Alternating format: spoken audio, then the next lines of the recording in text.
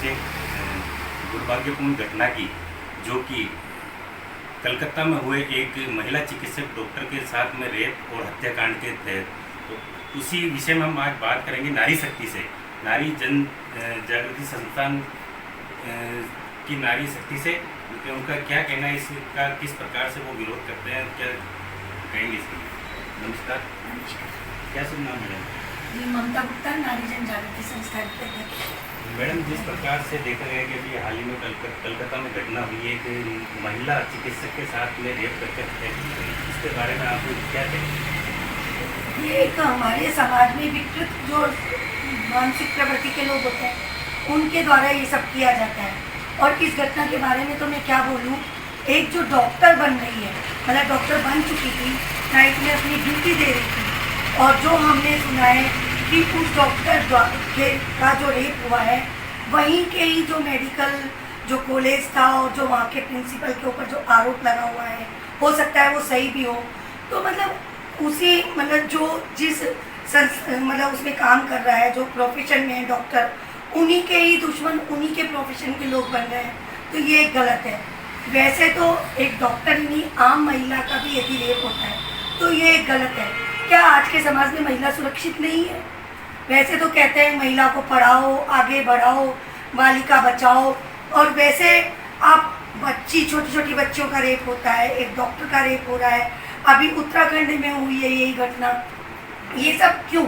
समाज में ये सब एक मानसिक विकृति के लोग कर रहे हैं। तो मेरी तो सरकार से एक ही गुजारिश है कि मतलब ऐसे जो भी ऐसे काम करते हैं उनको इतनी कड़ी से कड़ी सजा दी जाए, ऐसी कड़ी से कड़ी सजा दी जाए कि दूसरा कोई व्यक्ति यदि ऐसा कार्य करता है तो वो ये सोच के ही कार्य ना करें कि मुझे भी ऐसी सजा मिलेगी। दूसरा, बेटियों को हथियार रखने के लिए एक आज़ादी दी जाए। आज जो महिला और जो बेटियां हैं उन्हें कम से कम एक हथियार रखना, अपनी आत्म सुरक्षा के लिए उसको रखने की आज़ादी दी जाए।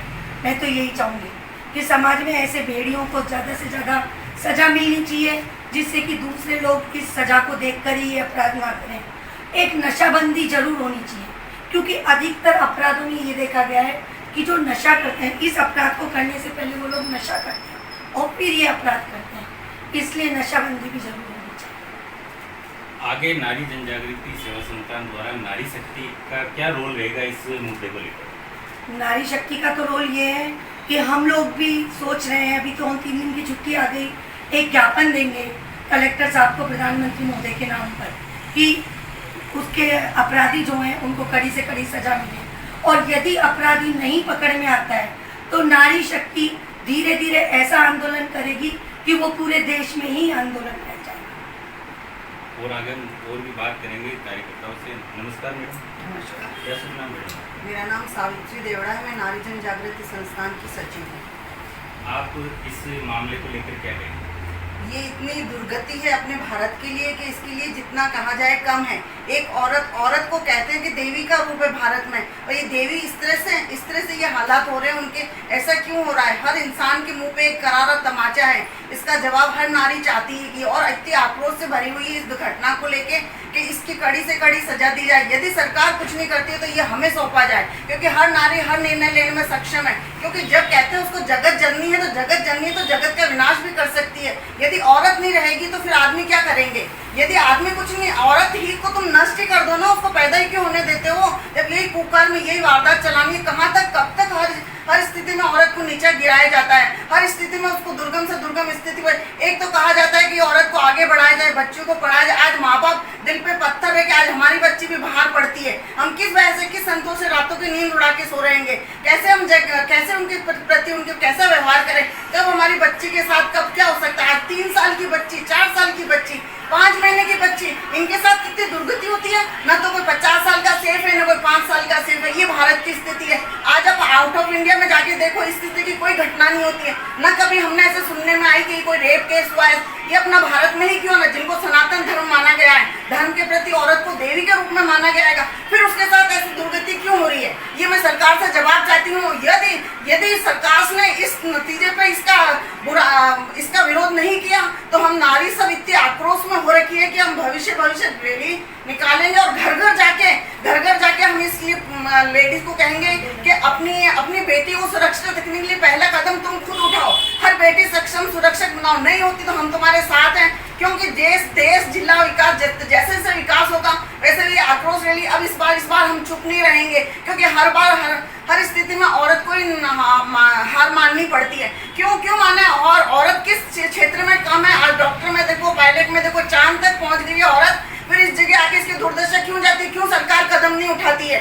इसके लिए कड़ा से कड़ा निर्णय लें, नहीं तो हम इतनी आक्रोश रैली निकालेंगे कि जब जो कैंडल लेके जो हमने आग जला के जो एक रैली निकाली थी, वो केवल कैंडल ही नहीं है, वो हर औरत के दिल में एक भड़कती आग है, उसका सर्वनाश होते देर नहीं। क्यों? क्योंकि हर चीज में आज तुम देखो, बाढ़ में पहले गंगा नदी ने कितना विकराल रूप धारण करके सबको नष्ट कर दिया। तो औरत भी इसी तरह से जब मन में सोचेगी और ऐसा कुछ सोचेगी कि नहीं मुझे कुछ करके ही गुजरना है, एक घर से ये रैली निकलेगी, एक गली तक पहुंचेगी, मोहल्ले तक पहुंचेगी, जिला तक पहुंचेगी, और फिर इसका क्या रूप लेते हैं ये तो फिर आप सब जानते ही हैं। जिस प्रकार से नारी पे इस प्रकार के अत्याचार होते हैं और नारी के ऊपर दुराचार किया जाता है, उसको लेकर आप बचाव के लिए नारी को, देश की नारी को क्या संदेश देंगे? हम ये संदेश देंगे कि हर नारी को निडरता से रहनी है, डरना नहीं है। कोई एक बार मारता तमाचा उसके 2 बार मारो, ये स्थिति तुम स्कूल कॉलेज घर से स्टार्ट करो, क्योंकि संघर्ष ही जीवन है। क्योंकि जब तक अपनी स्वतंत्रता के लिए जब तक लड़की अपनी माँ, उसकी लड़की की माँ जब तक आगे नहीं आएगी, जब तक ये बच्चियां सुरक्षित नहीं है, क्योंकि देश को ये जब होते होते आज काफी टाइम हो गया, हर चीज में औरत को साथ ही दुर्व्यवहार होता है। और मेरी सरकार से यही निवेदन है कि इस पर कड़े से कड़ा आरोप, कड़े से कड़ी सजा दी जाए। जो कि एक बार कोई कुकर्म करेगा तो एक बार उसके मन के अंदर विचार आएगा कि मैं ये करूंगा तो सही, पर मेरी क्या हालत होगी। और सरकार को इसके लिए बहुत एक्टिव होकर काम करना चाहिए, क्योंकि इस बार जो हुआ है उसके लिए सब औरत जाति बहुत दुखी है, मतलब अंदर से ग्लानि फील कर रही है कि कहाँ निकले, कैसे जाए, कैसे आगे बढ़े। औरत हर क्षेत्र में आगे बढ़ती है, औरत कोई निर्णय खुद का नहीं लेती है कि मतलब उसको बचपन से सिखाया जाता है कि नहीं तू छोटी है, तू घर में रह, तुझे पढ़ाई करनी है, बाहर नहीं बोलना है। पर इस तरह से उसके साथ जुल्म होगा तो हम हर बच्ची के साथ, हर औरत के साथ, हर महिला के साथ खड़े हैं। और भी हम बात करेंगे कार्यकर्ता से। नमस्कार मैडम। नमस्ते, मैडम, मेरा नाम अनिता है। आप क्या कहना चाहेंगे मैडम? मैं ये कहना चाहूँगी, मैंने बहुत देखा, बहुत सुना अब तक, और हमारा भारत देश जो है ये मतलब महिलाओं के लिए, बच्चों के लिए सुरक्षित नहीं है। मतलब यहाँ पे 5 साल से लेके 50 साल तक की महिला बिल्कुल भी सुरक्षित नहीं है।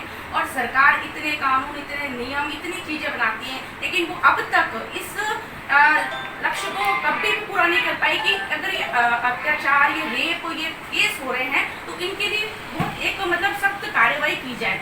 मेरी सरकार से यही अपील है कि जब भी महिलाओं पर, बच्चों पर रेप हो या अत्याचार हो, उस ऐसे इंसान को इमीडिएट फांसी दी जाए, ताकि ऐसे जो इस तरह के जो इंसान है वो दोबारा जन्म ना ले। और उनको अगर 5 साल की सजा देके छोड़ दिया जाता है तो उनका फिर वो 5 साल बाद रिहा होके वापस से वही हरकत करने की सोचेंगे। तो मेरी तो सरकार से ये है कि वो ना करें। और एक महिलाओं और से जितनी भी महिला हैं उनसे मेरी एक अपील है कि अपनी बेटी को अगर आप तितली की जैसे पर देते हो तो डंक भी देना सिखाओ, ताकि अपनी बेटी अपने आत्मरक्षा के लिए लड़ सके। यानी मेरा कहने का मतलब है हर स्कूल में, हर कॉलेज में, हर घर में महिला के लिए एक ऐसी व्यवस्था होनी चाहिए कि जूडो कराटे एक अनिवार्य शिक्षा के रूप में वो जरूरी होना चाहिए। मेरा है कि एक क्लास तो जूडो कराटे की होनी चाहिए, ताकि वो अपनी रक्षा खुद कर सके, ताकि वो चाहे 4 आदमी हो, चाहे 5 आदमी हो। आज एक डॉक्टर जैसी महिला सेफ नहीं है तो हम आम जैसी महिलाओं का तो क्या ही होगा। इसलिए मैं चाहती हूँ कि अगर सरकार कदम लेती है तो ठीक है, नहीं तो ये नारी शक्ति कभी ना कभी आक्रोश में आके ऐसा कुछ कदम करेगी कि इस दुनिया में, इस भारत में आदमी नाम की जो होती है ना एक नस्ल, वो भी नहीं रहेगी अगर महिलाएं सेफ नहीं है तो। क्या आप देख सकते हैं नारी शक्ति में कहा है, क्या गलती थी उस बेटी की जिसके साथ ऐसा किया गया, और क्या गलती थी उस बेटी के माँ बाप की जिन्होंने एक देश की सेवा करने के लिए अपनी बेटी का बलिदान दिया। राजस्थान